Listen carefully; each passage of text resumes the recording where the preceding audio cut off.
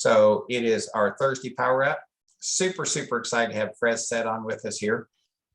And tomorrow is prospecting day. And typically we hit expired. Now we're not seeing that many right now, but we're going to be seeing those come up. So we're going to be focused on not just expired, because you can call a few, but we really want to make certain that we're actually just building our inventory up through prospecting. And Fred's going to touch on some different areas we can look at. So Fred, I'm going to turn it over to you. Good morning, everyone. Tell us about you though, first, how you've been in the business and how you joined Place. Yep. So I've been a licensed agent since March of 2004 when I was 20 years old in Southern California. Our team currently sells in Orange County, LA County, and now we unofficially have expanded into San Diego County, which is cool, but we'll talk about that now in the next few weeks. But I started when I was 20 years old in a market that was artificial. If you guys remember 2004, 5, 6 before the crash, and then the market crashed, obviously. And then after that, I actually got out of the business for about 1.5 years, had to pay my bills. But then I ended up getting back as a full-time agent April of 2008, and I've been full-time ever since. So I was solo from 2008 of April all the way until, I would say, January 1st of 2014. And then I joined Keller Williams January 1st of 2014 because I wanted to build a team. And I was doing about 6 transactions at that point a year, about 5 million in volume and 100 in GCI, which is good numbers for us back then. But then I wanted to build a team, right? Like we all sometimes aspire to have more leverage and make more money. But I built a team over 2014, 2018, up to 100 units, 1 million in GCI, and then about 40, 45 million in volume. And then I partnered with Ben and the Ben Kinney team July of 2019. And the rest is history. This year we'll do probably 180, 185 transactions as a team, somewhere around 125 to 127 million and probably 3 million in revenue.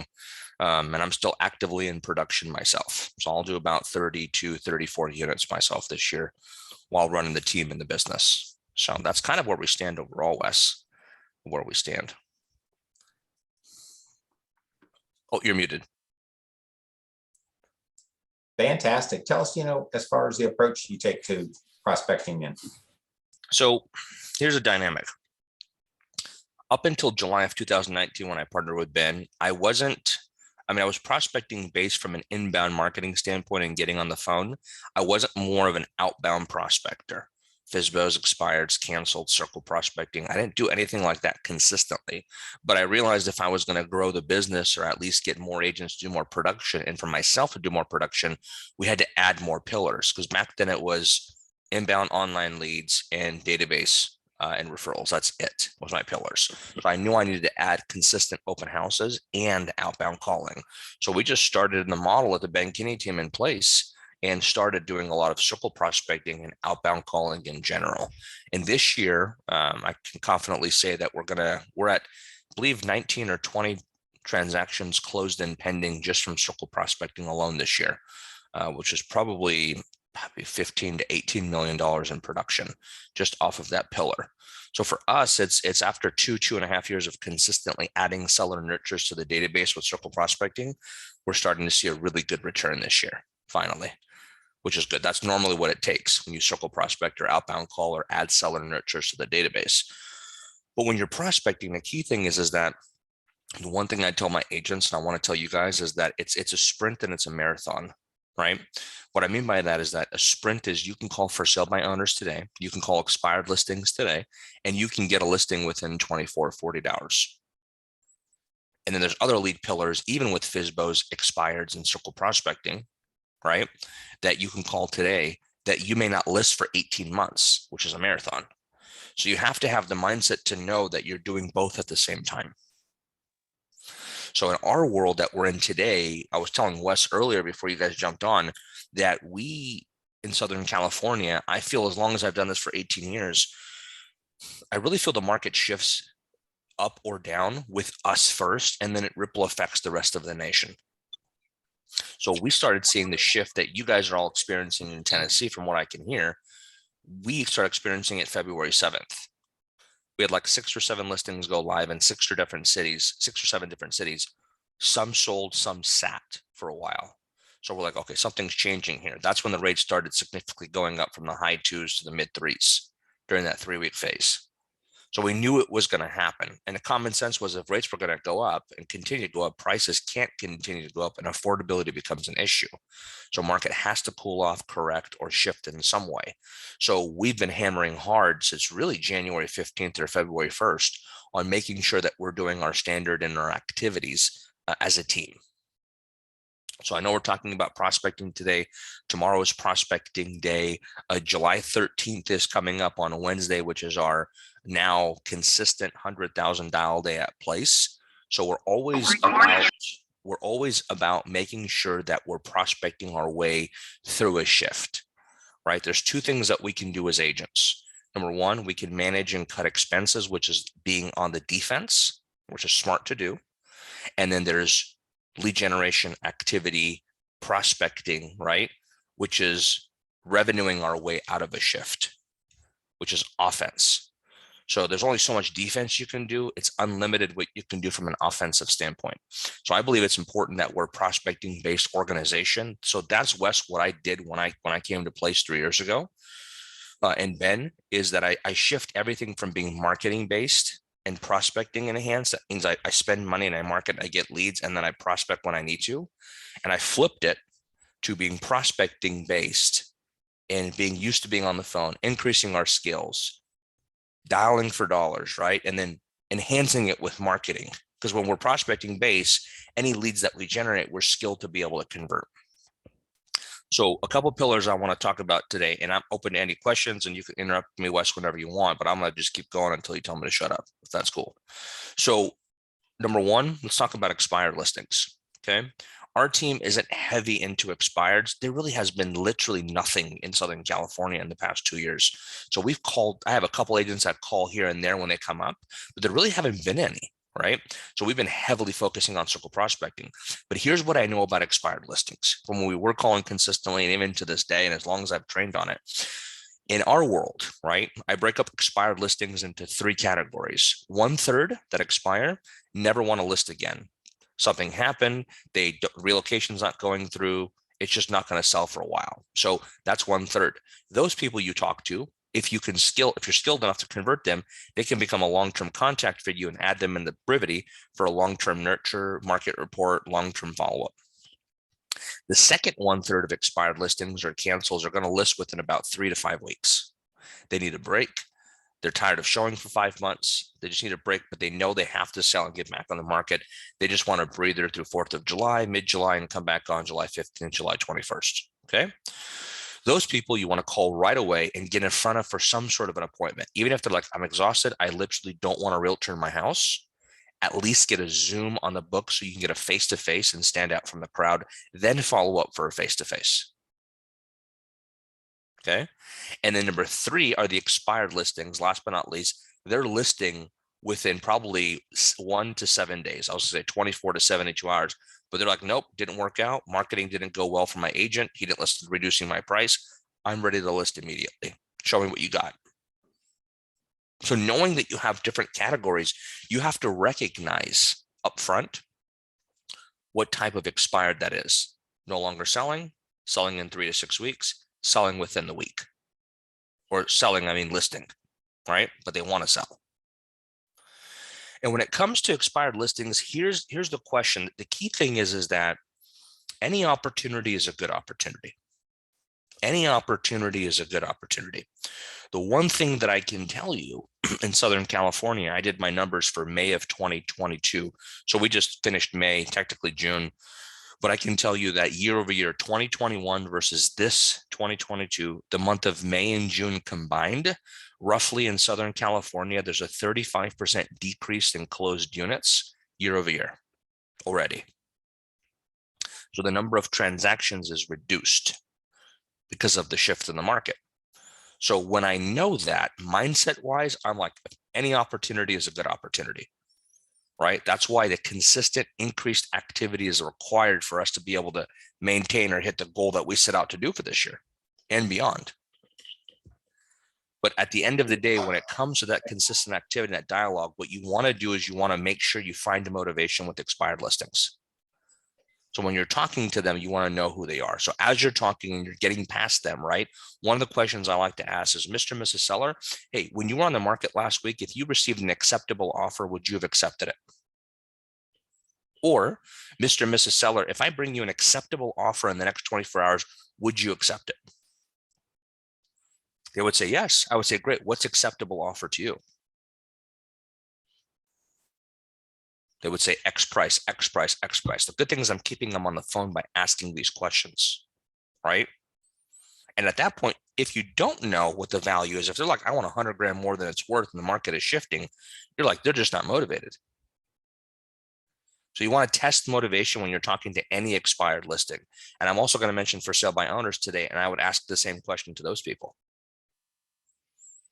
Right? Because last time I checked, gas is super expensive unless you drive an electric car. So you don't want to waste your time driving to these houses if you know they're never going to sell, or at least not price it at a price that will cause it to sell. And the key thing with expired, as we all know, is you want to get to them before the other 1,000 agents do.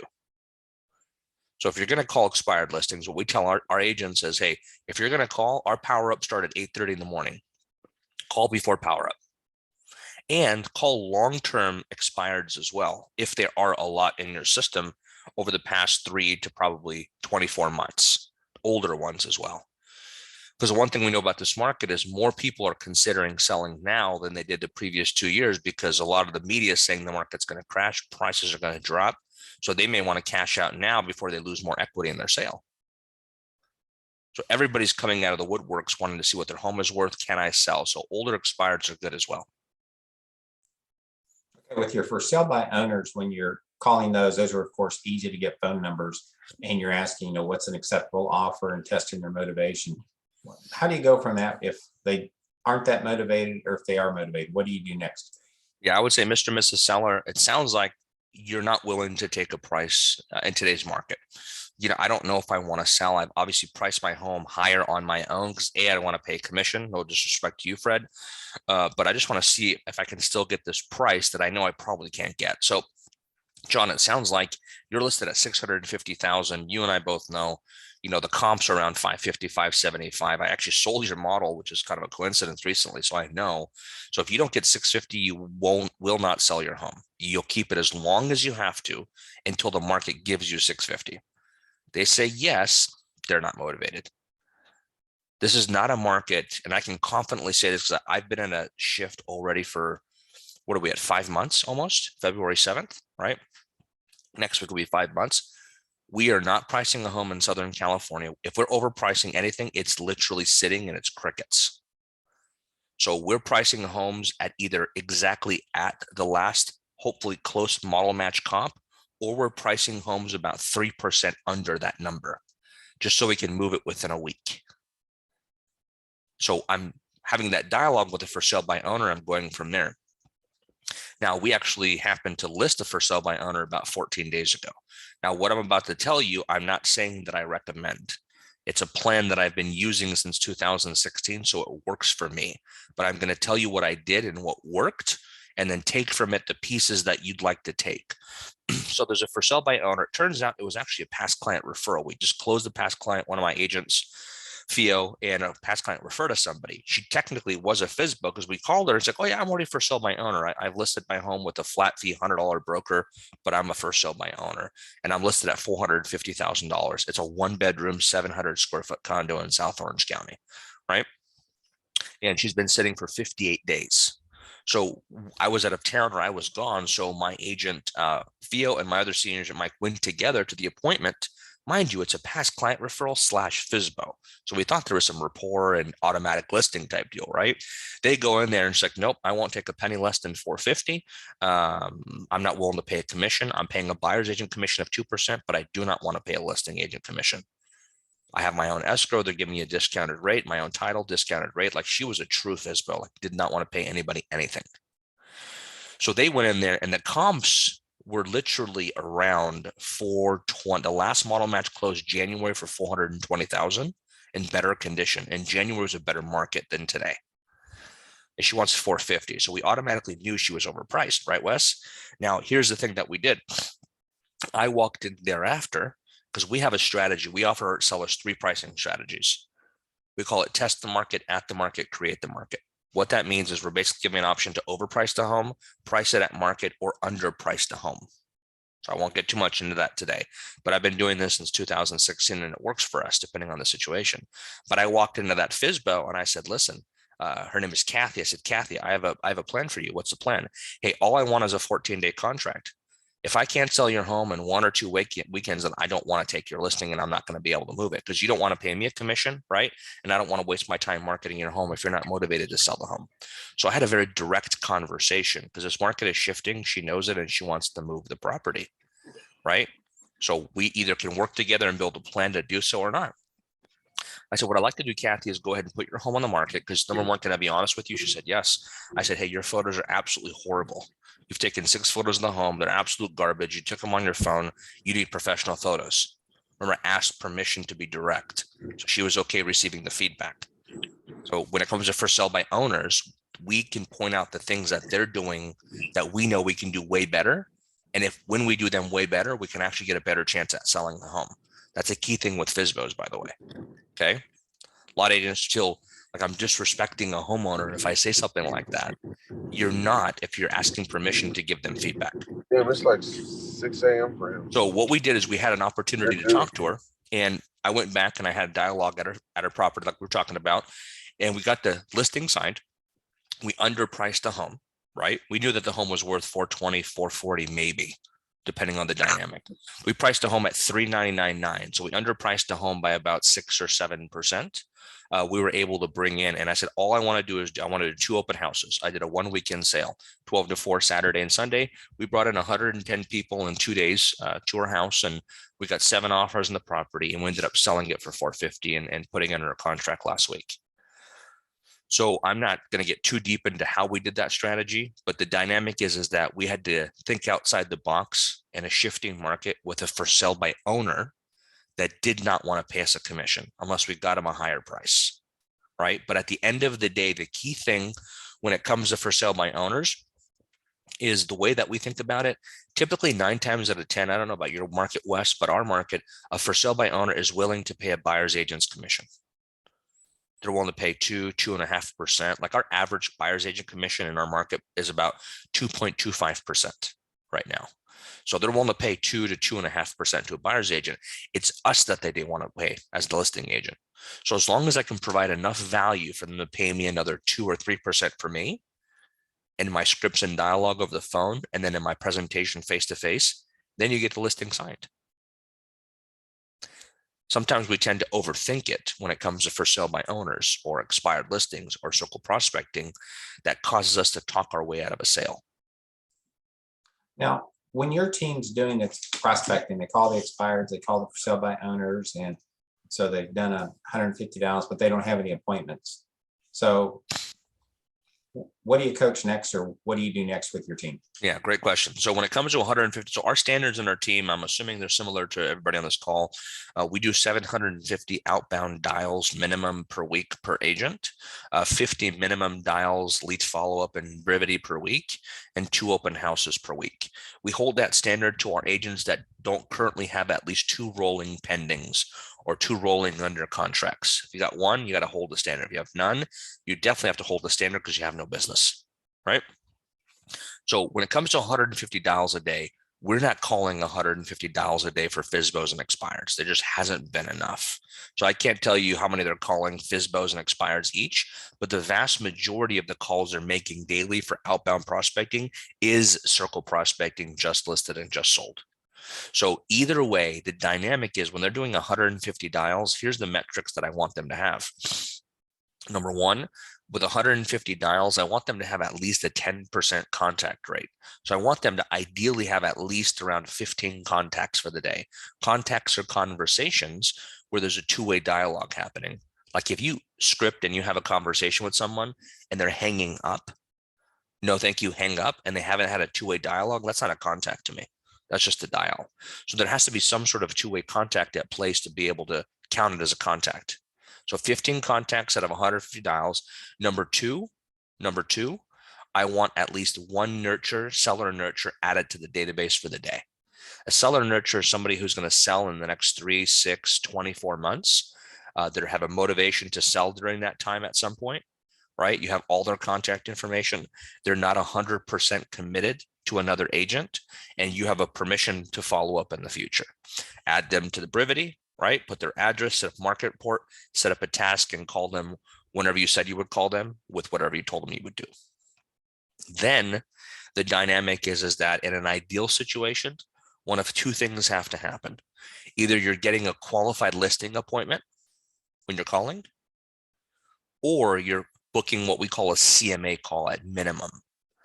So a CMA call is they're not ready to sell. They're not 100% motivated. So you're not going there for an appointment, but you've sold them on the fact that, hey, you want to take time to stop by and have a conversation about the value of their home and go from there.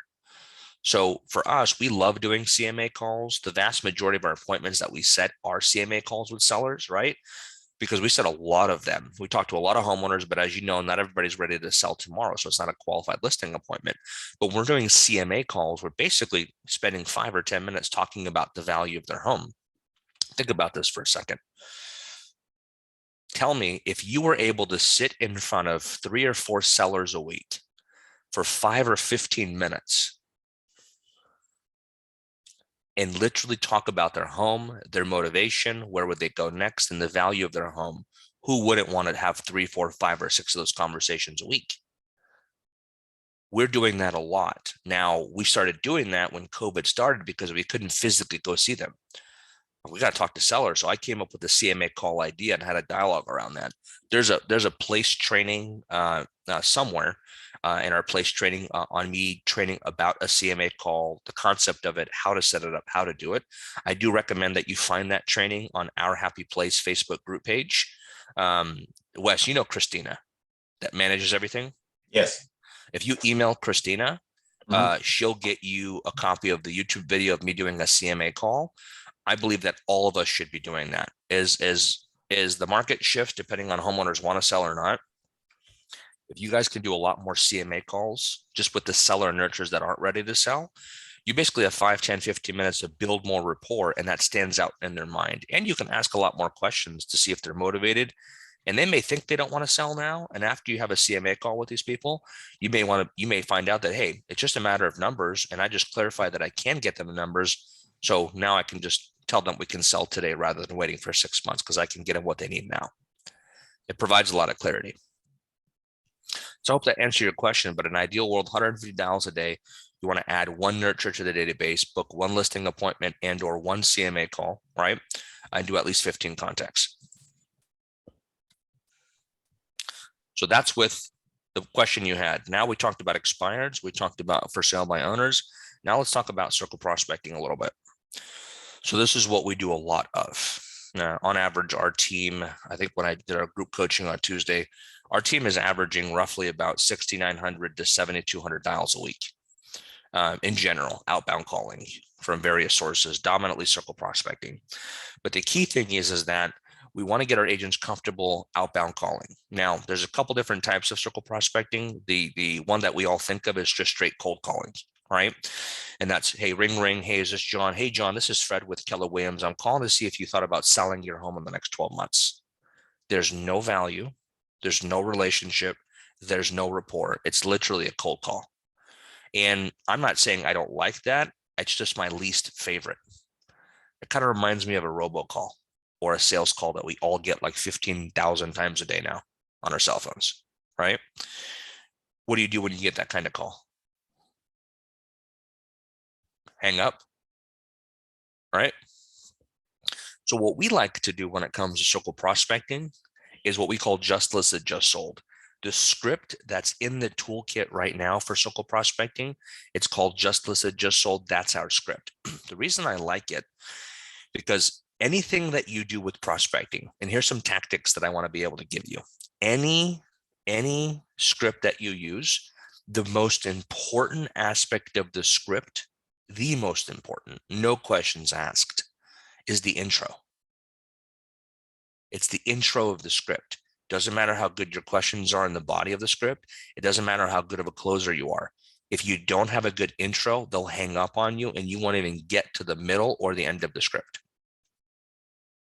So your intro is important. Now, when it comes to circle prospecting or any seller-based script, a circle prospecting script is a phenomenal skeleton of a dialogue to have with a homeowner. That's why I love circle prospecting, right? It's because number one, this is a just listed script, by the way. Hey, ring, ring. Hey, is this John? Hey, John, this is Fred with Keller Williams. I'm giving you a call because I just listed your neighbor's property on 123 Elm Street. Hey, it's 3-bedroom, 2-bath, 1,400 square feet, coming on the market this weekend at $499. I promised Sam, my owner, that I would call all the neighbors to see if you all know anybody that wants to become your new neighbor. Do you know anybody who wants to make a move into your neighborhood? I can't think of anyone, but can you tell me more about that house? How many bedrooms, how many baths? I'm calling with value, right? So when I say just listed, what just came on the market? Everybody who's a neighbor within a half a mile radius or a quarter mile radius, they want to know what's coming on the market and what's selling and how that's positively or negatively affecting their values. So number one, I led with that. Number two, if they say no to that question, Fred, I don't know anybody that wants to make a move. Hey, I completely appreciate that. Let me ask you a question. Do you know anyone in the area thinking about selling their property in today's market by chance and taking advantage of the prices? Nope, I don't know anybody there either. You know what, John, I completely appreciate that. Let me ask you another question. Have you thought about selling your home in the next 1, 3, or 5 years? Possibly. I've thought about it. We've been here 10 years. We may want to retire. Great. Well, when you sell your home in the future, where are you going next? And then I take them down the rest of the qualification at that point. Now, imagine if I'm calling somebody, I'm just cold calling, circle prospecting. I'm doing just listed. And I asked the question, ring, ring. Hey, is this John? Hey, John, this is Fred with Keller Williams. I just listed your neighbor's property on 123 Elm Street, 3-bed, 2-bath, 1,400 square feet, coming on the market this weekend at $499. And I promised the homeowner that I would tell everyone in the neighborhood about the property. And I want to see if you knew anybody that wanted to make a move into the community. I don't know anyone, Fred. I appreciate that. Have you thought about anyone or know anyone, John, that wants to sell their property and move out of the neighborhood? No, I don't know anybody, Fred. And have you thought about selling your home in the next 1, 3, or 5 years? I don't know. Maybe, maybe not. Great. Well, what I'd like to do, sounds like you're not willing to sell or anything like that. I want to just keep in touch with you and provide value for you, John. And when the time comes that you do want to potentially sell, I just ask for the opportunity to interview for the job of getting your home sold. Is that a fair request, John? Sounds like a fair request. Perfect. Then what I'd like to do is keep in touch. I have an amazing tool that updates homeowners like you every 3 to 4 weeks automatically without me bothering you. It tells you exactly who's on the market, who's under contract, and who's sold in the past 30 days. It's the most accurate tool that exists. And I have thousands of homeowners that love it. And I'm going to just set it and forget it and never bother you again. Where can I send it to? AKA Market Report.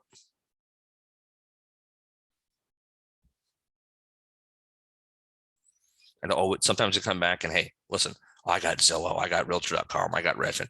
Hey, I completely understand. But you have to go to those tools to be able to find out this. This will automatically tell you what it is. And it's more accurate, believe it or not. It pulls your exact similar homes that are active, under contract, and sold within your radius. Zillow, Realtor.com, they pull in random communities, random condos, things like that. This is not what this is. And here's what I'm going to tell you. If you don't like it, email me back and I'll cancel it right away. But I have literally thousands of homeowners. Nobody's ever asked me to cancel it once they've seen it. I really want to get them a market report. Even if they give me their email and they say, hey, just don't send it to me, I'll still set it up.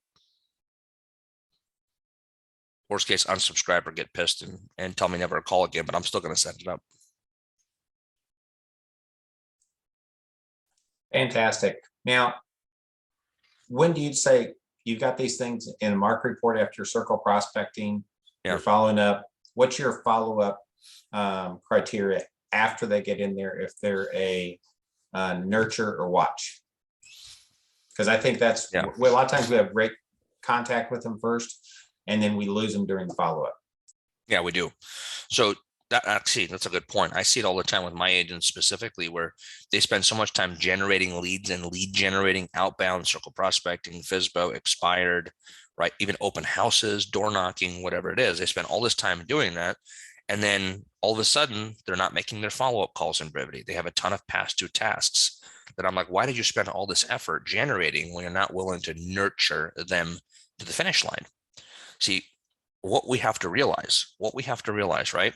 And I won't show the statistics, but the sales statistics state, and this is a fact, 80% of the sales, 80% of the qualified appointments that we set, and 80% of the listings that we sign, sell, buyers that we sign and sell come because we followed up with them 5 to 12 times prior to that moment.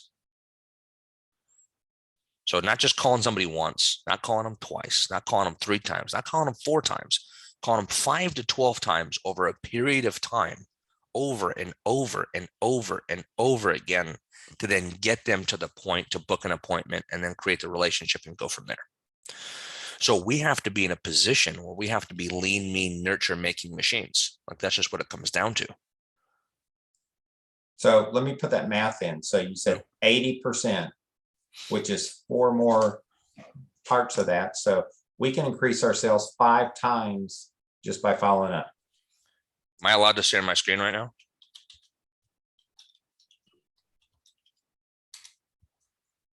Or can you allow me? There you are. Thank you, sir.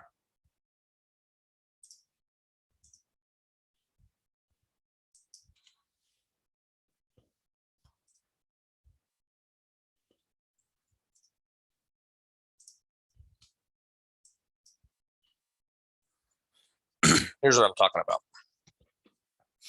So if you can see my screen, just read it real quick. So it's 48% of salespeople never follow up with the prospect. That means 48% of, not us, because we're place, no, right? We're skilled sales agents. 48% of realtors put a seller lead in their database and never follow up with them over time. 25% of realtors make a second contact or follow-up call and stop. 12% of realtors only make 3 contacts and stop. Only 10% of realtors make more than 3 follow-up contacts. Let me flip the script. 2% of sales are made on the first contact. 3%, I wish it was like 90% of the first contact, but that doesn't exist, right? I'd be a gazillionaire by now. I have to call somebody once and I get a deal. Oh my gosh, that's so sexy. 3% of sales are made on the second contact. 5% of sales are made on the third contact. 10% of sales are made on the fourth contact. 80% of sales are made on the 5th to 12th contact. That's what I'm referring to when it comes to the sales statistics. So to answer Wes's question, we have to be in a position where we're okay following up short-term and long-term. Following up short-term and long-term.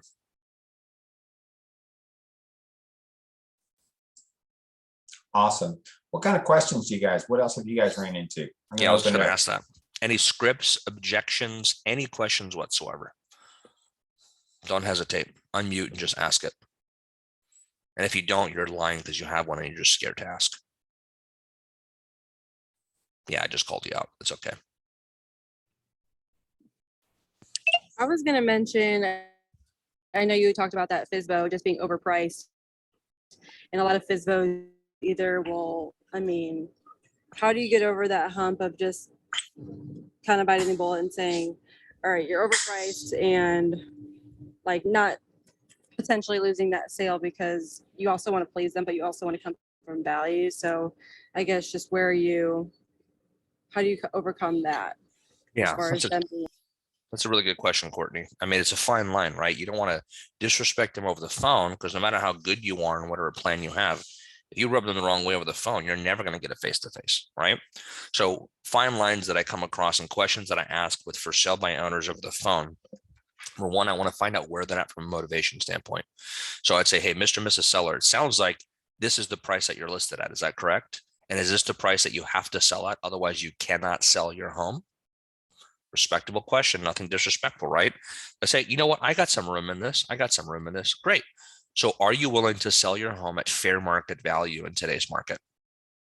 What you consider fair market value? Well, I'm going to go ahead and run the comps, double check, and I can get back to you in 10 minutes. We can have a dialogue. Great, call me back. Run the comps. If I don't know them, it's okay saying that, right? I'll call them back and say, hey, John, it's Fred again. I ran the comps. Hey, based off this, I know you're at 650, but really your last model match closed at 620. And that was in January when the market was really good. So based off today, looks like fair market value is somewhere between 615 and 630, depending on your condition, which I can kind of see with the 3 photos that you have. So would that, if I got you something in the tune of 615 to 630, would you even consider selling in today's market? I'd have that dialogue.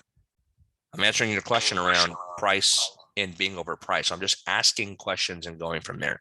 But if they say no, I wouldn't accept a penny less than 650.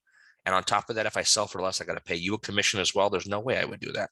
Okay. So it sounds like unless you got 650 and you only paid one commission, you're literally never going to sell this home for the rest of your life. Is that correct? Now they can take that question as disrespect. I don't really care, but that's the question I ask, right? That's exactly what I ask, and the tone that I ask, and I'm not being sarcastic. I'm being really honest. And then the majority of the time say, well, no, I want to sell my home. Well, great. Well, when you sell this home, where are you going to next? Well, I'm downsizing. Oh, so it's important. So you want to, also you're downsizing. And they're talking, I want to go from a 2 level to a 1 level. I'm 55, I'm getting older, my knee's not good.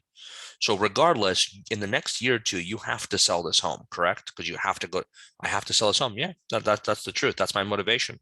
Well, have you seen what's going on in the market out there right now, John? Or Mr. and Mrs. Seller? Market shifting, prices may be correcting. I don't think it's going to crash, but I definitely think we're going to go through a correction.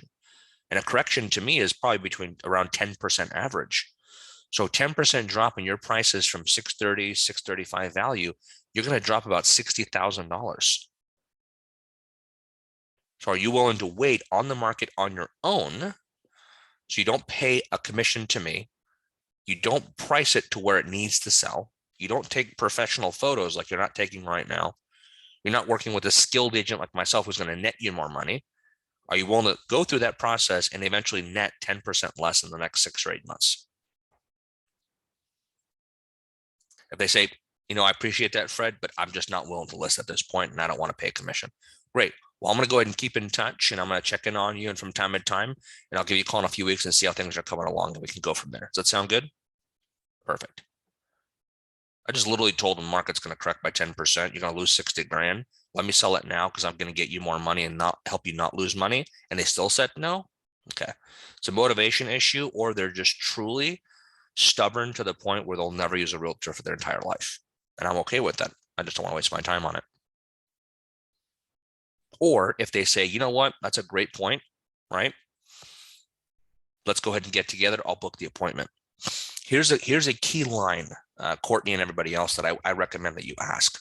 And I love this with FSBOs. At any point in the dialogue, Mr. and Mrs. Seller, hey, I appreciate your time today. Let me ask you this question. If I can show you a way that I can net you more money after my commission is paid, rather than you selling on your own, would you consider looking at it for 15 minutes? They'll come back and say yes, or they'll come back and say, I have no idea how you can do that. I've already talked to 20 realtors. They can't do that. And I completely understand. We have a plan in place that no other realtor has that truly can net you more money now than if you sold on your own. Give me 15, 20 minutes and let me show you what that is. Best case, you say this is awesome and we work together. Worst case, you say, I'm not ready to do this plan, Fred, but at least you've gotten value from a true professional whose team has sold over 100 plus properties in the past 12 consecutive months in your market. I mean, I just hit him, and I hit him, and I hit him, and I hit him. See, I want to be like Mike Tyson, right? I don't want to be like Floyd Mayweather, because he goes like 10, 12 rounds and he wins on the defensive. Tyson just straight knocks your ass out. That's what I want. I want to go boom, boom, boom, quick, get the appointment, or just not get the appointment. Fred? Can Oh, you yeah. hear me? Yeah, go for it, Jenna. Hi, Jana. So you had, this is kind of still FSBO, but if you had gotten an acceptable offer last week, Yeah. you have taken it, and if I brought you an acceptable offer, will you take it? So it's talking about motivation, but Yeah. I mean, honestly, I've done that before, and then it comes back and I'm, they said, sure, bring me someone at 700. And I really didn't have someone to come and do that. And if I Yeah. did, they were already buyers with agents from my networking that I wouldn't have been in the deal anyway. So if you kind of say, hey, if I have an acceptable offer tomorrow, but you don't, are you just testing for motivation, or? Yeah, I'm only testing for motivation. So the way I would ask that, if there was, so instead of saying if I, right, say if there was an acceptable offer, right? If there was an acceptable offer, would you consider taking it? Or would you have expired? Would you have considered taking it last week when you were on the market?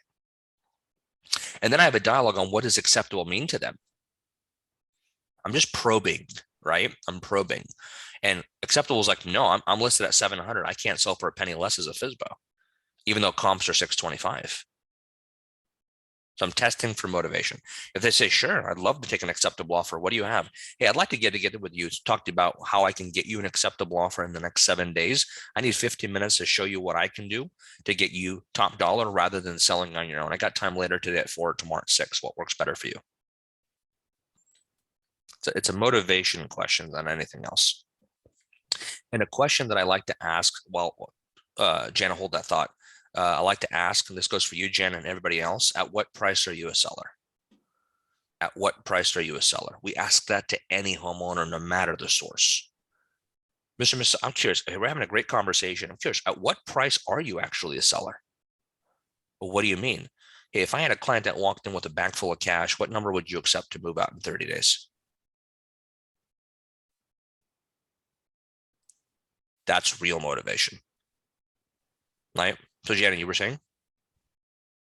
Like the FSBO that you ended up, she wanted 450, you sold it, you got 450, but she didn't want the commission. So how did you work that out? Because it's the same number that she started with, didn't want to pay a commission. So right. What happened there?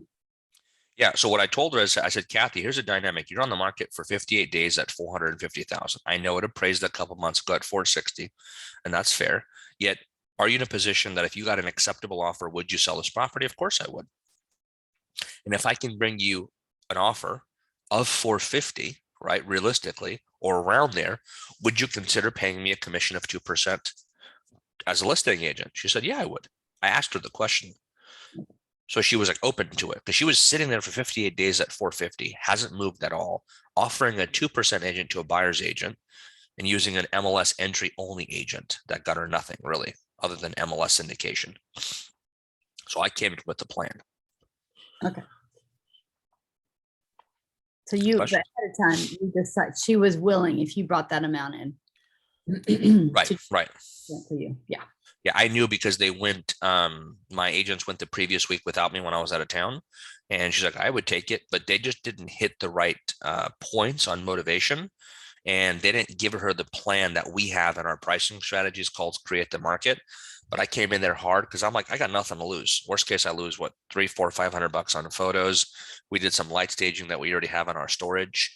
And that's it. So the plan worked, thank goodness, right? In a shifting market for sure. And we ended up getting it sold for more than the last comp. Great. Even though it was original condition compared to that one that was upgraded, which was cool. Thank you. Yeah, my pleasure. What else?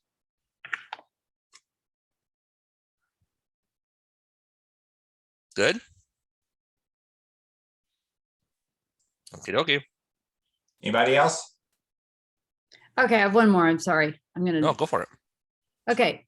Basically, like your stamina to be making that many calls. I mean, I just find that I get caught, I get started, and then I just get caught in the like getting to those numbers because it slows down, or I talk to someone and I take care of whatever they seem better to go ahead and take care of something rather than go on. Yeah. So stamina for making that many calls. I'll show you something. So are you saying that when you're making these calls, you're talking about 150 in a day, or are you talking about 1,000 in a day? No, even the 150 in a day, just getting to those numbers. Yeah. So let me show you if I can find my. I did. So here's a trick. Here's a tactic that I learned. If you guys just give me one more minute and look at my screen, this is going to help you tremendously. So when it comes to prospecting, right? We use Mojo. I'm sure you guys use Mojo as well. So when you're calling in Mojo and you get somebody that says, yeah, I'd love to know the value of my home. Hey, can you come over tomorrow? Yeah, sure. You can keep in touch. You generated a lead. So what naturally you want to do is you want to stop your calls. Then you want to go into Brevity. You want to transfer the information in, put the notes, set up a market report. And all of a sudden you're having all this momentum, and then something is stopping you from continuing the momentum, which is stop, enter, admin, CMA, calendar invite for appointment, and then go. So what I realized was, this was when I did a $1,000 day myself. I'm like, I can't do that. I gotta knock out $1,000 in a day. I only got 7 hours to do this, 6 hours to do this. So I can't do all that admin work. So I just created a Google sheet, Jana, that just said name, number, email, address, notes, right? This is a real one, by the way. And I just, as I'm talking to them, if I generated it, I just copied and pasted from Mojo while I'm talking. Boom, boom, boom, type in the notes. And then I just literally next call. I did not stop. And then I just took, obviously the following morning, because I had a lot of nurtures that I generated, right?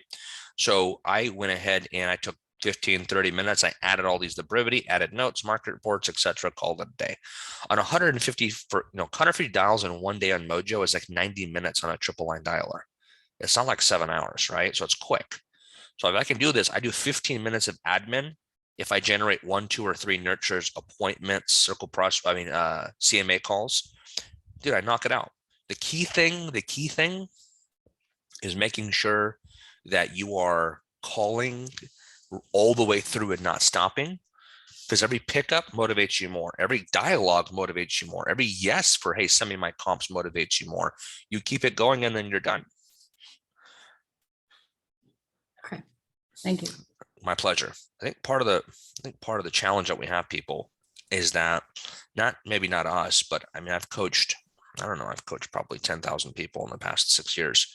Zoom, face-to-face, family reunions, whatever it is. So I've just talked to a lot of different people, and I've heard a lot of different excuses, stories, valid reasons, etc. We just have to come to the conclusion that whether we're in a shifting market, which we have to, in a non-shifting market, we have to be in a position to be comfortable being on the phone all the time. And by all the time, I just mean daily. That could be 150 dials. That could be, 15 Brevity dials. We just have to be really comfortable being phone prospectors. Because when we're comfortable being phone prospectors, which is, I call it V2V, which is voice-to-voice communication. If we get really good at voice-to-voice communication and comfortable at it, then we earn the right to F2F, which is face-to-face conversation, which is listing presentations and buyer consultations. And at the end of the day, we just go back and forth and do that every single day. Because what we do is really simple. It's really simple. It's not easy. It's really simple, right? And I don't know what your prices are in Nashville and Tennessee in general, but I know they're pretty healthy. Southern California is definitely healthy. And we can make a really good living by selling 1 or 2 or 3 houses a month consistently. Last time I checked, more than if we went and got a degree and then got a job somewhere. So for that reason, I will continue staying out of my comfort zone, because trust me, I actually enjoy making calls, but I prefer not to be honest with you, if I don't have to. The money's just too good, and it provides for my family, right? And it makes me and it helps me live the life that I want to live. So when I can think about that, not saying that you do, Jana, but in general, when I can do that, then I can feel comfortable being on the phone fairly consistently. Mhm. Thank you. My pleasure.